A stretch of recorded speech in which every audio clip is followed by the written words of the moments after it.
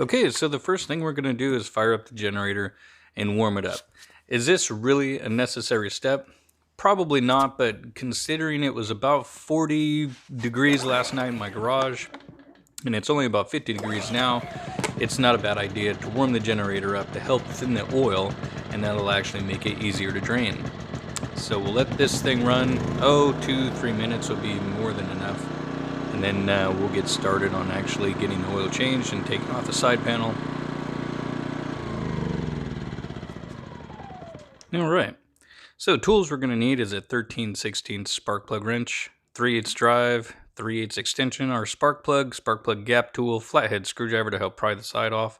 That's a 2 and a number 3 Phillips head. We're going to use that number 3, it's bigger, to help get these screws off.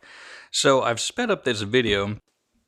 That way we can get through this a little bit quicker, and it'll get you on to watching more of my other videos. So, well, it could happen.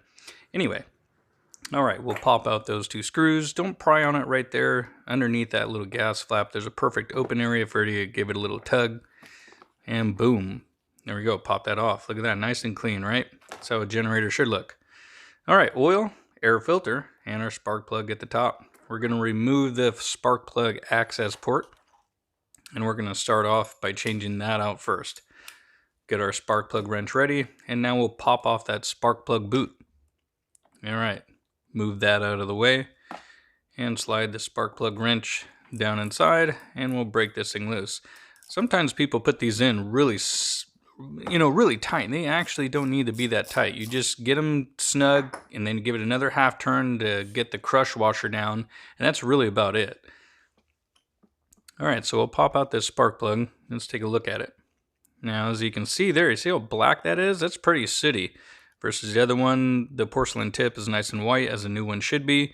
But that just shows more of a rich condition, that this generator is actually running a little bit richer than normal. But anyway, so right now we're looking at the resistor caps. Some of them are actually built on, and some of them you can twist off like that. And those are only finger tight when you get them out of the box. So what you want to do is take a pair of pliers, give that just a little snug down. That way that thing doesn't vibrate around, come loose. It's not really going to, even with a spark plug boot on, but...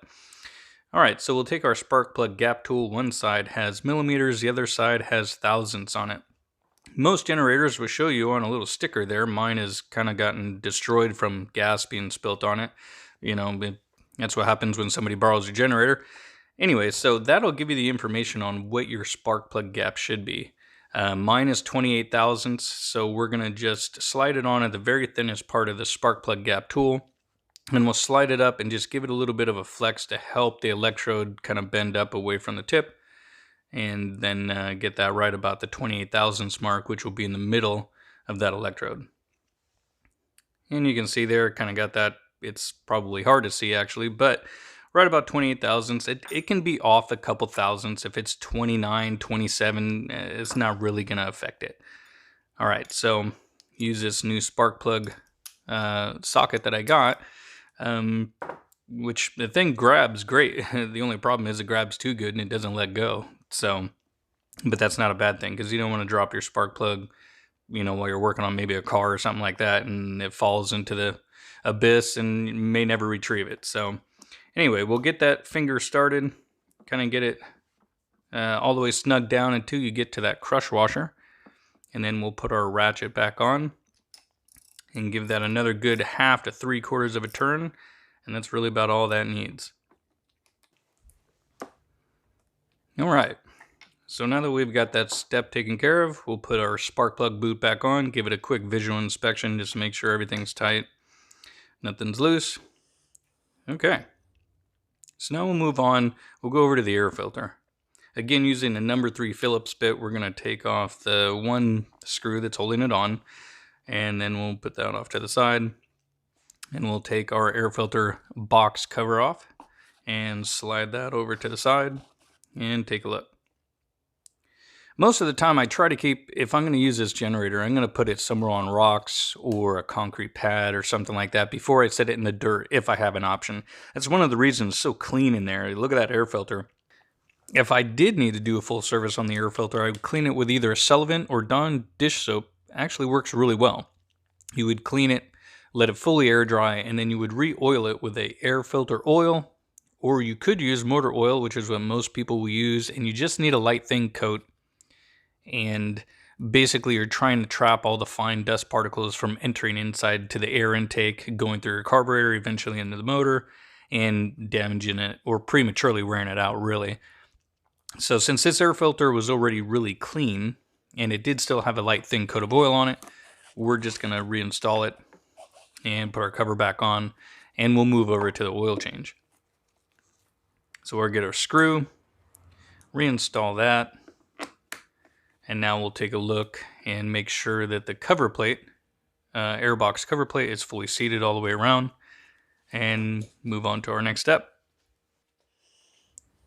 Alright, so we'll start by taking out the oil plug, and we'll take a look at the oil level after we pull that out. Might want to have a rag handy just in case there is a little bit of residual oil that wants to come out.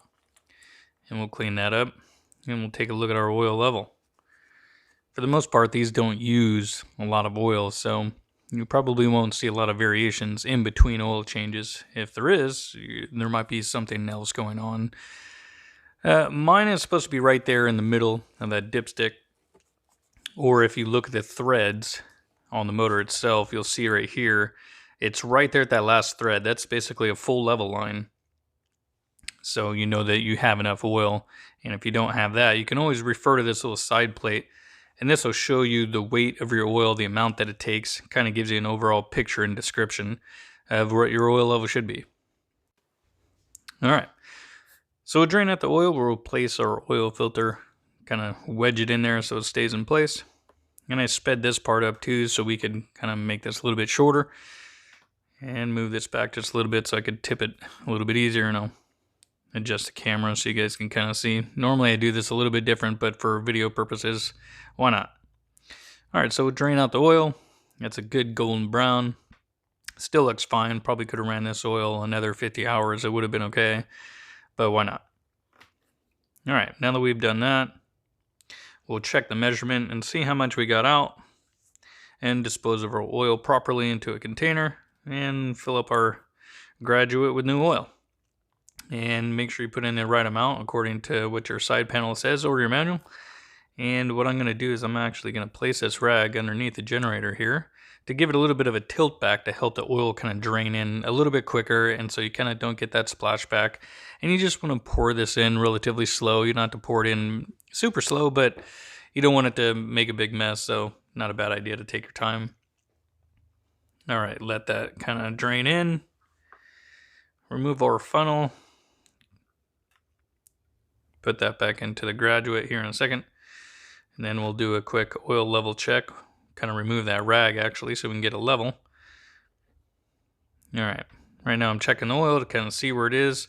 And it's basically right back where it should be, all the way up to those last threads. Kind of give you a picture here. Kind of shows you on the dipstick, kind of halfway up it. Alright, so oil change is done. That's it for that. We'll reinstall the oil cap. And we'll move on to getting the side panel back on, access plate. And we'll get over to that other step that's commonly missed, which is doing an inspection and clean of the flame arrestor. Okay, we'll reinstall the side access panel and give that a good little push. Get our screwdriver, reinstall the screws, and then we'll move on to this next step that kind of gets missed a lot. So I already removed the screws. We're going to pop off this rear access panel. And that there is a ring retaining clip that we're going to remove that's holding on this. Basically, it's a muffler exhaust screen. That's all it is. It kind of helps catch any residual sparks that may come out. If you happen to get carbon build up on your spark arrestor and it gets flung out, it kind of looks like a red ambers coming off of a campfire, basically. And those red ambers can fly a few feet away, and if it hits some dry grass, well, all of a sudden you got a forest fire.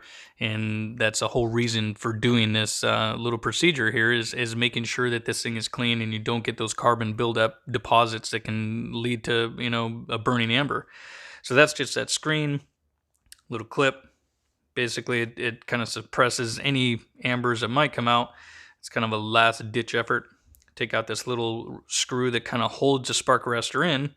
And that sometimes is seated in there pretty good. So we're going to get some needle nose pliers and we'll pull that guy out.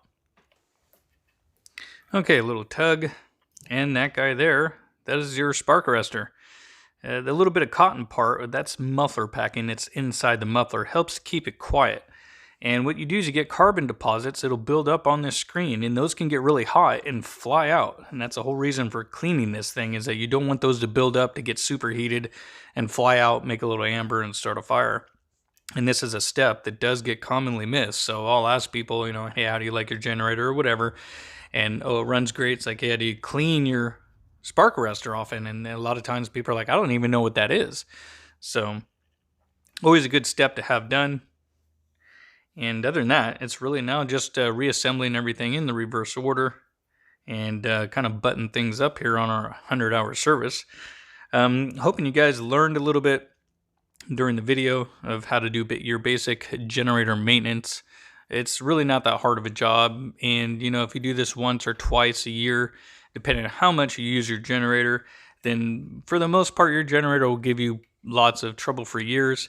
And these things are pretty self-explanatory when it comes to the maintenance. As you can see, there's not a lot there, and this can save you some money from taking it to a shop. There's not a whole lot to it. So other than that, we're just gonna kind of finish getting everything buttoned up here. And I'm glad you guys hung out with me for a little bit during the making of this video. And I don't get paid for anything. This is all just stuff I do on the side for fun to help educate and to save you guys a little bit of money out there. So if you like what you saw, please like, subscribe, and until next time.